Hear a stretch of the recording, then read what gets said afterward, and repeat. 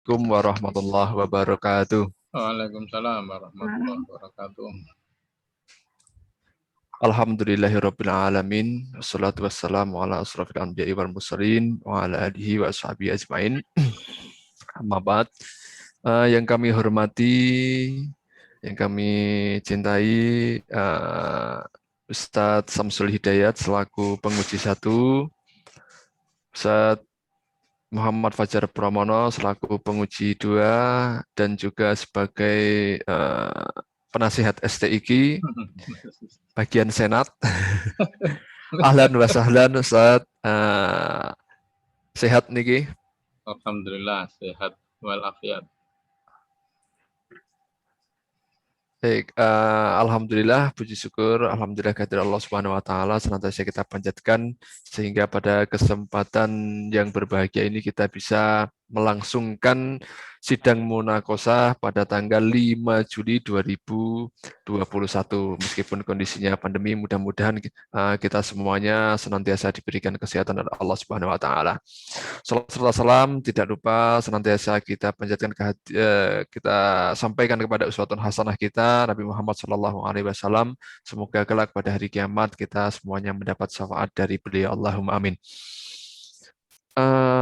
Menikah Ustadz Edi alhamdulillah bisa membersamai meskipun tadi pagi WA ke saya bahwa beliau sedang flu berat. Matur nuwun sangat Ustadz Edi sudah bisa mendampingi. Sebenarnya saya bisa menggantikan, tapi karena pagi jamnya sibuk, jadi mohon maaf baru sempat balas. Pertama kami mengucapkan selamat kepada mahasiswa atas nama Sana Latifah atas terselesainya penelitian skripsi yang dibimbing oleh Ustadz Edi Wirasto. Alhamdulillah, nanti ini yang membuka atau langsung Ustadz Edi? Saya serahkan Ustadz Edi nih. Monggo lah Ustaz. Oke, saya kira nanti Ustadz Edi perlu ada pengantar paling tidak semenit 2 menit ngoten Ustadz nggih. Nggih. Monggo kita mulai sidang munaqosyah pada hari ini dengan bersama-sama membaca basmalah. Bismillahirrahmanirrahim. Selanjutnya kepada yang berwenang, kepada Ustadz Edi, kami persilahkan. Tafadhol Ustadz. Baik, bismillahirrahmanirrahim. Assalamualaikum warahmatullahi wabarakatuh. Alhamdulillahirabbil alamin. Shalatu wassalamu ala Rasulillah wa ala alihi washabihi ajmain. Yang kami hormati penguji 1 Dr. Samsul Hidayat, kemudian penguji 2 Dr. Muhammad Fajar Pramono, kemudian Ketua STIQ ini Ustaz Ahmad Sultani belum hadir. Kaprodi Ustaz Arif Firdaus yang kami hormati, juga segenap sejawat kami, dosen-dosen yang mengikuti acara ini, juga para mahasiswa yang kami cintai, baik yang mau ujian atau sekedar mendukung temannya yang mau ujian. Alhamdulillah pada kesempatan pagi hari ini, meskipun dalam suasana pandemi, kita bisa mengikuti ujian munaqosyah yang terselenggara secara online maupun sebagian juga offline ya ini di sini. Kemudian pada yang pertama ini saya langsung mengantarkan saudara. Langsung aja nggih. Yang pertama kali ini yang akan tampil pesertanya adalah Mbak Sana Latifah. Kebetulan saya sendiri yang membimbing dengan judul Kesetaraan Gender dalam Al-Quran menurut Henry Salahuddin dan Musdah Mulia. Mbak Sana Latifah ini NIM-nya 150206, niremnya 15-10-38-34-0091. Baik, untuk menyingkat waktu karena ini sudah hampir setengah 9, kepada Mbak Sana Latifah kami persilakan untuk presentasi. Kami berikan waktu 10 menit nih. Nanti silakan. 5 menit mau Ustaz. 10 menit Pak. Ini 5 menit saja, singkat, langsung to the point, nanti biar ditanggapi oleh penguji. Kami persilakan.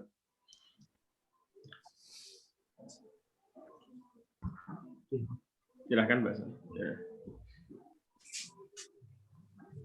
Bismillahirrahmanirrahim. Assalamualaikum warahmatullahi wabarakatuh. Waalaikumsalam warahmatullahi wabarakatuh. Rabbi shrah li sadri wa yassir li amri wa hlul 'uqdatam min lisani yafqahu qawli. Allahumma shalli wa sallim ala sayyidina Muhammad. Pada kesempatan kali ini saya akan mempresentasikan skripsi penelitian saya yang berjudul Kesetaraan Gender dalam Al-Quran menurut Henry Salahuddin dan Musdah Mulia.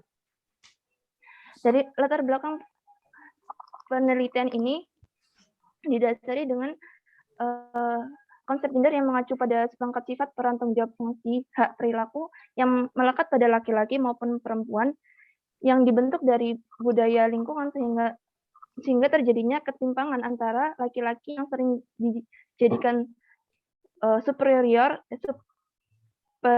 dan perempuan yang sering diinferiorkan atau dijadikan second human being. Nah, dari ketimpangan gender ini, agama seringkali diindikasikan dengan ketidakadilannya dari ajaran-ajarannya ataupun doktrin-doktrin yang sudah melekat. Nah, di sini saya memilih Musdah Mulia dan Henry Salahuddin sebagai tokoh kontemporer yang sama-sama berada di Indonesia dan memiliki konsen dalam isu kesetaraan gender tersebut dengan memiliki konsen tentang isu kesetaraan gender dalam Al-Quran maupun secara global dalam Islam.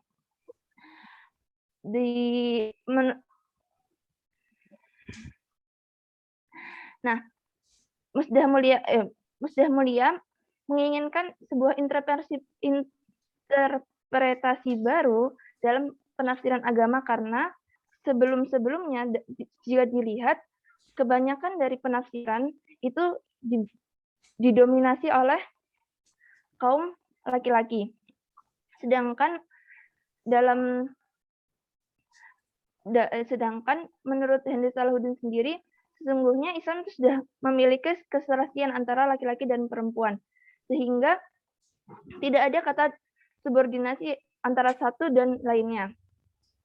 Nah, di sini menjadi suatu yang sangat menarik untuk dikaji, bagaimana sebenarnya Islam sendiri, Al-Quran sendiri menjelaskan atau menerangkan tentang kesetaraan gender. Rumusan masalahnya, bagaimana konsep kesetaraan gender dalam Al-Quran menurut Henry Salahuddin dan Musdah Mulia. Yang kedua, bagaimana persamaan dan perbedaan antara Henry Salahuddin dan Musdah Mulia menanggapi tentang kesetaraan gender dalam Al-Quran. Kemudian, dari rumusan masalah tersebut, ya pasti kita ingin mengetahui tujuan, manfaat dan tujuannya untuk mengetahui bagaimana konsep dan bagaimana persamaan dan perbedaannya. Masuk kepada metode penelitian. Di sini kita melakukan metode penelitiannya jenis perpustakaan atau library research, kemudian teknik pengumpulan data dengan dokumentasi, dengan teknik analisa perbandingan antara Musdah Mulia maupun Henry Salahuddin. Dan objek penelitian di sini yang primernya adalah buku karya Henry Salahuddin dan karya Musdah Mulia. Di sini yang digunakan adalah Indahnya Keserasian dan Gender dalam Islam, edisi 1 dan edisi 2 untuk Henry Salahuddin, dan Indahnya Menyuarakan Kesetaraan Gender ataupun Muslimah Sejati dari Musdah Mulia. Meskipun sebenarnya Musdah Mulia memiliki banyak sekali karya, dan untuk objek penelitian sekunder bisa dari jurnal maupun tafsir ataupun artikel yang sesuai dan selaras dengan tema.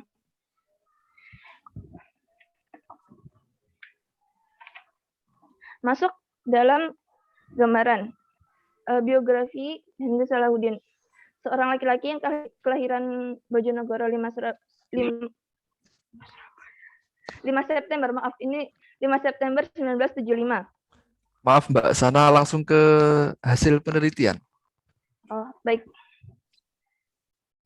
Sebelum ke hasil penelitian ini, secara garis besar, Henry Salahuddin, kesetaraan gender menurut Henry Salahuddin itu merupakan isu yang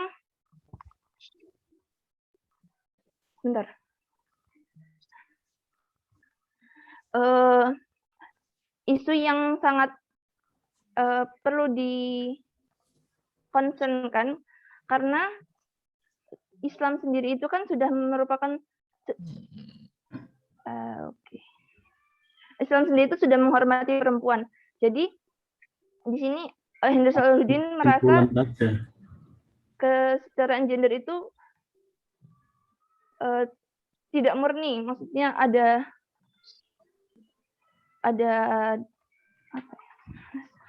Ya, langsung kesimpulan aja. Kesimpulan perbedaan. Ya, kesimpulan dan perbedaan. Kesimpulannya, pertama,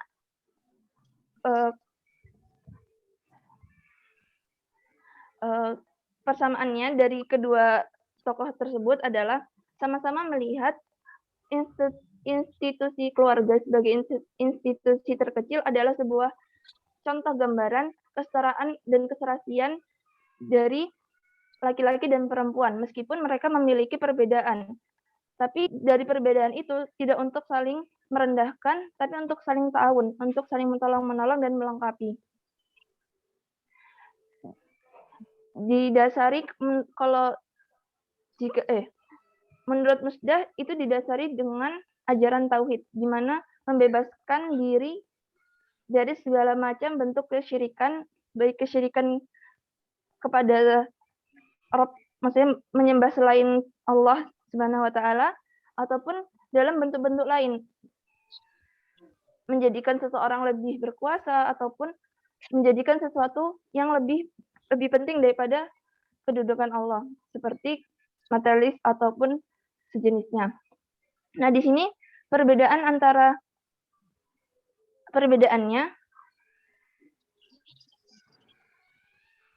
yang saya masukkan adalah tentang 3 hal.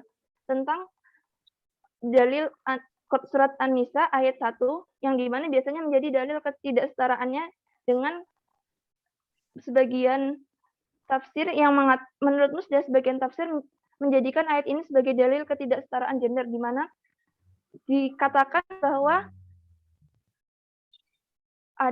Hawa terlahir dari tulang rusuk Adam, sehingga mengindikasikan bahwa Hawa adalah second human being dari Adam dan untuk Adam. Jadi seakan-akan perempuan adalah sesuatu yang diciptakan untuk laki-laki, maksudnya di bawah derajat laki-laki.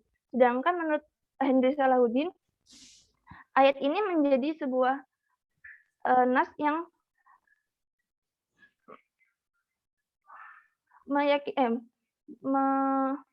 menyatakan bahwa sebenarnya perempuan dan laki-laki sama-sama karena berasal dari nafsu wahidah.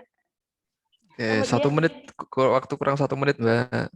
Kemudian dari hak waris, di sini Musdah Mulia merasa perlu tambahan karena seringkali perempuan mendapatkan hak waris lebih sedikit daripada laki-laki, dengan dalil yang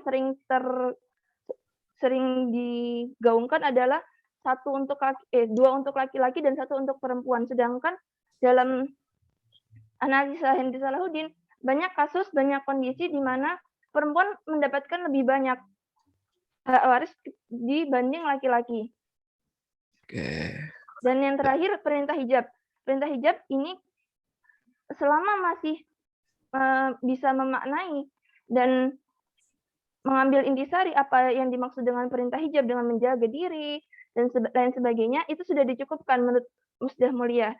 Sedangkan menurut Hendra Salahuddin itu sebuah bentuk kemuliaan yang paten, maksudnya tidak bisa ditawar gitu. Oke, cukup Mbak. Sudah. Ya, terima kasih. Oke, terima kasih kepada Mbak Sana Latifah. Tadi sudah gabung, monggo Zat. Baik, terima kasih Mbak Sana Latifah atas presentasinya. Selanjutnya kami serahkan kepada penguji 1, Ustaz Syamsul Hidayat, untuk menyampaikan koreksi ataupun evaluasi atas skripsi yang disampaikan. Monggo Ustaz Syamsul. Ya. Di stop screen ya. Ya, stop screen. Assalamualaikum warahmatullahi wabarakatuh. Waalaikumsalam warahmatullahi wabarakatuh. Yang kami hormati Ustadz Dr. Muhammad Fajar Pramono, selaku penguji 2 dan juga sepuh nasihat STIQ Iskarimah.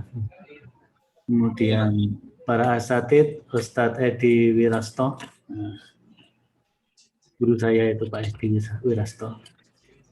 Murid beliau. Kemudian Ustadz Arif Firdausi dan tentunya Mbak Tana Latifah yang hari ini mengajukan skripsinya yang berjudul tentang kesetaraan gender dalam Al-Quran, perspektif atau dalam pandangan Henry Salahuddin dan Musdah Mulia. Henry itu muridnya Pak Fajar ya? Oke. Murid saya itu, Dan. Mahasiswa saya. Iya. Makanya nanti nggak punya beban saya. Iya. Kritisi Ustadz Henry. Ya. Pertama saya ucapkan mabruk kepada Mbak Sana yang sudah menyelesaikan skripsinya, dan tentunya ini merupakan bagian dari penyelesaian proses studi di STIQ Iskarimah. Saya ingin melihat beberapa ya yang perlu dicermati. Ini kok ada kata jurusan itu di mana? Apa betul jurusan? Prodi. Tapi kan di sininya kan kaprodi, bukan kajur. Harusnya kalau ini jurusan, ini kepala atau ketua jurusan. Tapi kan yang ada adalah kaprodi, maka ini adalah apa? Prodi. Mbak Sana nanti perhatikan ya. Yes, Sir. Kemudian ada beberapa yang kurang konsisten. Nah, untuk moto ini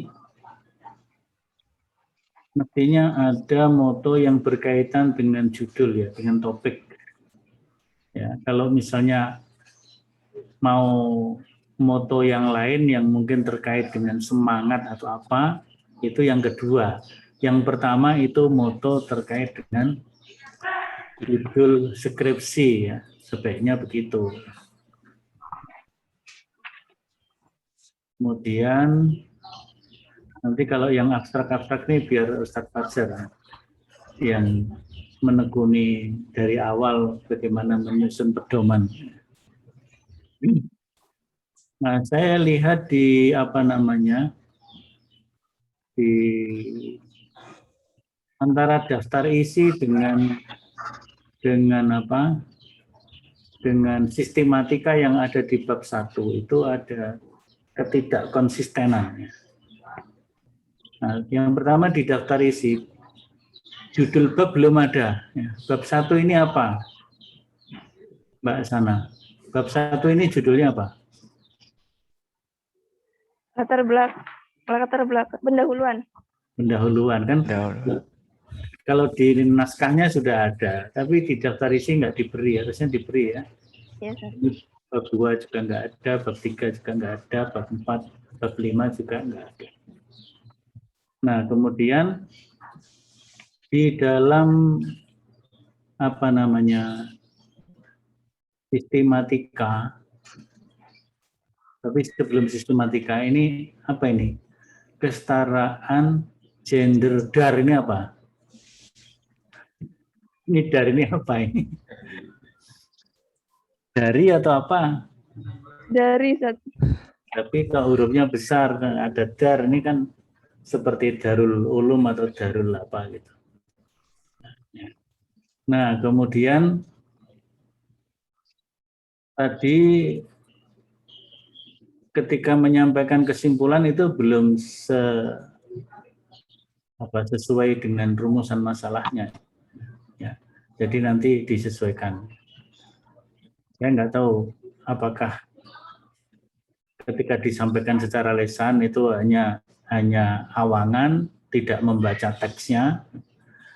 Ya, harusnya kalau membaca teksnya, ya, bagaimana konsep, ya terangkan konsep kesetaraan gender menurut Henry begini-begini, menurut Musdah begitu-begitu kan ya. Kemudian persamaannya ini, perbedaannya itu kan gitulah. Mestinya kan gitu ya. Jadi kesimpulan pertama menjelaskan Henry bagaimana, menjelaskan Musdah bagaimana kan gitu. Kesimpulan yang kedua menjelaskan persamaannya apa, perbedaannya apa kan begitu. Ya, tadi kelihatannya dalam penyampaian kesimpulan tidak seperti itu. Nah, terus ini ya, ini juga ada kalimat yang menurut saya tidak jelas. Jadi kalimat ini perlu diperjelas ya. Jadi ini kan tinjauan pustaka ya. Skripsi bla bla bla menyimpulkan dalam memahami ayat tauhid adalah teks Al-Quran dan hadis dengan memadukan metode. Nah ini ada kata-kata yang hilang ya. Jadi ini mestinya apa namanya adalah sebelum teks ini ada kata-kata apa gitu mestinya. Ya nanti diperbaiki. Kemudian di sistematika. Sistematika itu tertulis di sini ya. Bab 2 gambaran umum, bab 3 landasan teori. Tapi di teks ya di bab 3 yang betulan di sana tidak landasan teori. Yang benar yang mana gitu kan? Yang benar yang mana? Jadi kalau yang benar adalah yang di sini ya bab 3 ini kan bunyinya Deskripsi temuan data. Deskripsi temuan data ya. Ya. Itu yang benar yang mana? Apakah yang ini atau yang ada di sistematika tadi? Kalau ini yang benar berarti yang sistematika diperbaiki. Kalau yang sana yang benar, yang ini diperbaiki. Kalau semuanya salah, diperbarui yang lebih bagus gitu. Nah, kan gitu. Jadi harus apa? Konsistensi ya, konsisten ya. Antara yang di satu dengan yang lainnya itu harus konsisten sama gitu ya. Kalau ini kan pembaca jadi bingung, ini kok di sana landasan teori, kok di sini deskripsi temuan data gitu kan ya. Nah itu beberapa yang nanti perlu betulkan. Ya kalau diteliti lebih lanjut ada beberapa pengetikan yang saya kira perlu diperbaiki juga ya, seperti apa namanya antara kata depan dengan awalan itu beberapa saya lihat apa namanya ya ada yang benar ada yang enggak gitu ya, artinya ini perlu atau mungkin karena kurang ketelitian gitu saja. Nah sekarang saya mau bertanya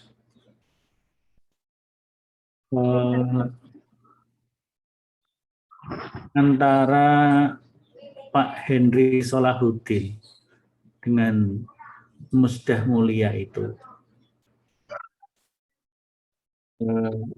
perbedaan pandangannya apakah dilatar belakangi karena Henry Solahuddin laki-laki dan Musdah Mulia perempuan atau ada sisi lainnya?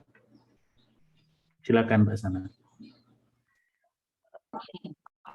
Perbedaan antara Henry Solahuddin dan Musdah Mulia, kalau dilihat dari karena Henry ini laki-laki dan Musdah Mulia perempuan, seharusnya Henry Solahuddin ini tidak, maksudnya jika dilihat Henry Solahuddin dan Musdah Mulia ini sama-sama mengutarakan tentang kesetaraan atau keserasian gender. Cuman yang terasa berbeda adalah saat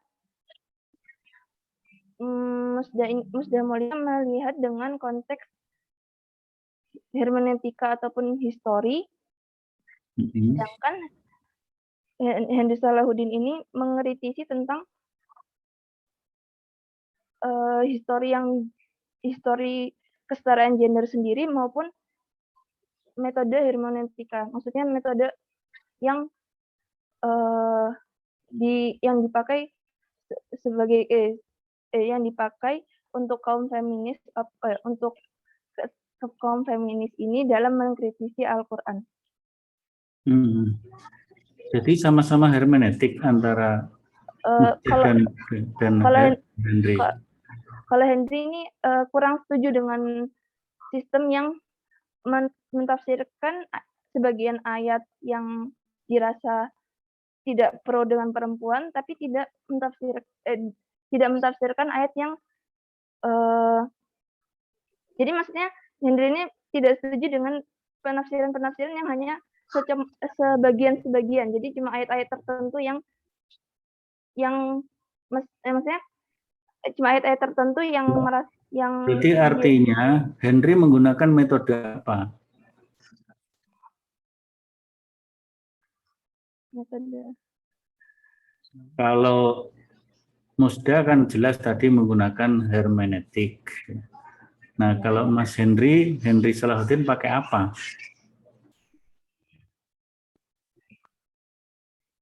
Pakai metode apa?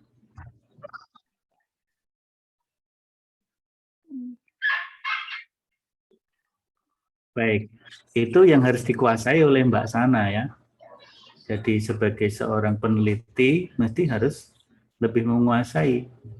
Kalau saya dan Pak Fajar ini penanya nanti nggak menguasai. Kecuali Pak Fajar itu karena gurunya Pak Henry mungkin ya lain lagi misalnya. Tapi kan sebagai peneliti Mbak Sana itu harus lebih tahu. Oh, Henry itu menggunakan metode ini, pendekatannya ini. Sedangkan Musda ada pendekatan hermeneutik, pendekatan gender feminis dan sebagainya kan gitu misalnya. Kalau Henry mungkin lain pendekatannya tafsir gitu kan. Karena buku beliau yang berjudul Al-Quran dihujat dipakai enggak? Itu penting harusnya. Ya. Al-Quran dihujat. Itu kritik tajam beliau terhadap hermeneutik. Ya. Kritik tajam beliau terhadap hermeneutik. Mestinya itu dipakai juga untuk mendalami pemikiran Pak Henry Salahuddin. Ya, saya kira itu saja dari saya. Waktunya kan hanya sekitar 20 menit jatah saya. Saya kira cukup. Terima Nanti kasih. Ya, terima kasih. Assalamualaikum.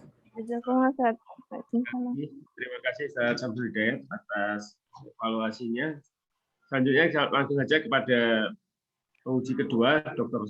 Muhammad Fajar Pramono, kami persilahkan untuk evaluasi dan kritik atas skripsi yang dibuat. Monggo, Ustaz Fajar. Masih mute, Ustaz? Masih mute, Ustaz?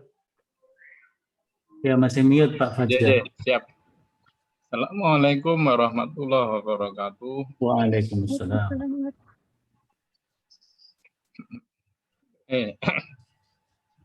Pertama saya ucapkan selamat ya kepada Sana ya. Perjalanannya sudah berapa tahun Sana menempuh sarjana apa Sana? Sarjana. Halo. Hah? Sarjana ilmu Al-Quran dan tafsir. Oh, ilmu Al-Quran ya. Berapa tahun? Pak Edi goyang-guyu. Ilmu Al-Quran kan, sarjana ilmu Al-Quran. Berapa tahun ini? 6. Oh, 6 tahun. Berarti kan menguasai sekali. Metodologi penelitiannya dulu dapat berapa? Atau sebelum ke situ? Aslinya dari mana? Surabaya. Oh, Surabaya. Oke ya. Ya tadi. Metodologi penelitiannya dapat berapa? Hah? Halo.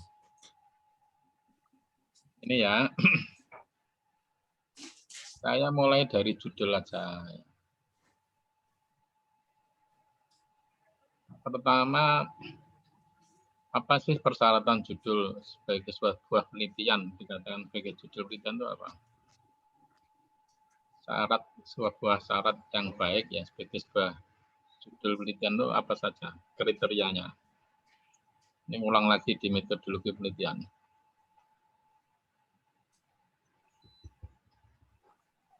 Halo, Ya, Ustaz. sehat-sehat ya sana? Tetap Alhamdulillah, semangat. Ustaz. Ini di Surabaya apa di mana ini tempatnya? Di Surabaya, Ustaz. Ya, Surabaya. Kan ada orang tuanya. Sudah berkeluarga juga? Sana. Halo? Sudah, Ustaz. Ya, Sudah. berarti kan sudah ditunggui kan orang-orang yang dekat, tambah semangat. Ayo silahkan. Kembali ke judul tadi. Sebuah syarat judul penelitian itu dikatakan baik, itu apa? Saya bantu ya. Sesuai dengan tema. Sesuai dengan jurusan. Satu, ilmiah. Oke, Ya. Ustaz. Yang kedua, sesuai dengan kualifikasi peneliti. Kualifikasi peneliti itu ada dua. Pertama, jenjang, S1, S2, S3 itu beda. Yang kedua, yang masih terkait dengan apa? Kualifikasi peneliti itu adalah apa? Sesuai dengan bidang studi. Coba kita baca dulu judul Anda. Ini sesuai dengan bidang studi ilmu Al-Quran atau apa? Halo? Sesuai, Ustaz.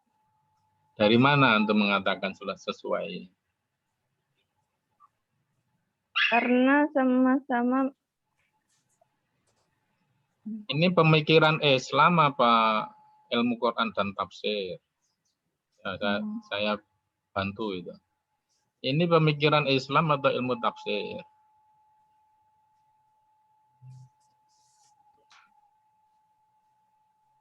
Halo?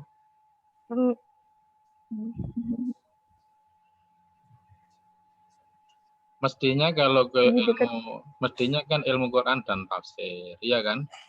Iya, Ustaz. Mestinya sudah pasti ilmu tafsir. Pertanyaan saya berikutnya, kapan atau siapa seseorang disebut sebagai seorang mufassirin itu definisinya apa? Itu kan dasar ya. Seorang disebut mufassirin itu apa kriterianya? Salah satunya mampu berbahasa, memiliki Berbahasa Arab banyak di pondok itu. Di Gontor itu banyak. Ini enggak semuanya disebut mufassirin. ya memiliki kaidah-kaidah penafsiran. Ini saya bantu biar enggak terlalu lama. Seorang mufassirin itu kualifikasinya punya kitab tafsir. Punya enggak ini? Henry Solahuddin sama Misdah Mulia itu. Enggak muncul. Itu nanti konsekuensinya di bab 2 itu enggak muncul. Kitab tafsirnya apa? Antum bicara soal Henry sama Misdah Mulia. Itu loh ya. Ini kalau di Unida itu namanya masuk di program studi akidah filsafat. Bukan di IKT. Kalau ilmu Quran dan tafsir itu yang diteliti itu setidaknya ya atau paling utama sebenarnya kitab tafsirnya atau minimal mufassirinnya. Lah dua-duanya enggak memenuhi kualifikasi sebagai seorang mufassirin. Nah, pemikir bolehlah di kalangan tertentu ya. Tapi lah disebut mufassirin bisa nggak diterima ini Henry sama Misdah Mulia? Belum. Halo, sana? Iya, Ustaz. Tidak bisa. Ganti ya, judulnya diganti.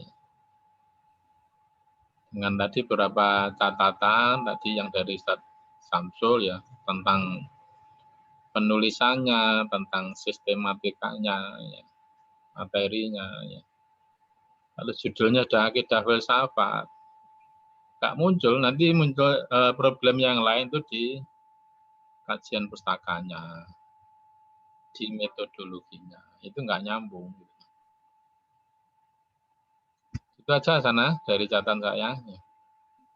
Tetap lulus tapi dirubah ya judulnya. 6 tahun loh belajar ilmu tafsir kan, kok malah yang di adalah apa? Akidah filsafat. Salah ruang ini. Gitu aja Ustaz tadi dari saya. Baik, Assalamualaikum warahmatullahi wabarakatuh. Assalamualaikum warahmatullahi wabarakatuh. Terima kasih kepada Dr. Muhammad Fajir Pramono atas masukan dan evaluasi. Itu sekaligus evaluasi secara umum bagi kami ya. Kebetulan yang bimbing saya yang jurusannya pemikiran gitu loh. Jadi ada kesalahan masuk dan mungkin di seleksi awal skripsi yang jadi buku panduan nanti yang jadi evaluasi. Baik, tapi nggak apa-apa kan kita kembalinya ke, mohon maaf ya, ini kembalinya ke panduan. Panduan itu salah satunya itu adalah soal kriteria penentuan judul. Itu kan pakai rumus saja kan. Kayak soal konten kita beda ya, tapi kalau soal metodologi, teknik kepenulisan ilmiah itu hampir semuanya sama. Maksud saya nggak ada alasan gitu loh Pak Edi. Apalagi sudah agak dekat kan. Jurusannya apa namanya, akidah apa, studi pemikiran Islam kan, program apa dengan apa studi itu nggak malah lebih dekat gitu. Tapi tolong kita kembalikan pada apa namanya khitohnya ya dalam ilmu tafsir. Itu aja Pak Edi. Terima kasih Ustaz. Selamat ya. Baik, Mbak Sana mungkin sudah cukup ya untuk evaluasi kritik dan perbaikan skripsinya. Kemudian untuk selanjutnya kami kembalikan kepada ketua sidang, Ustaz Arif, atau langsung.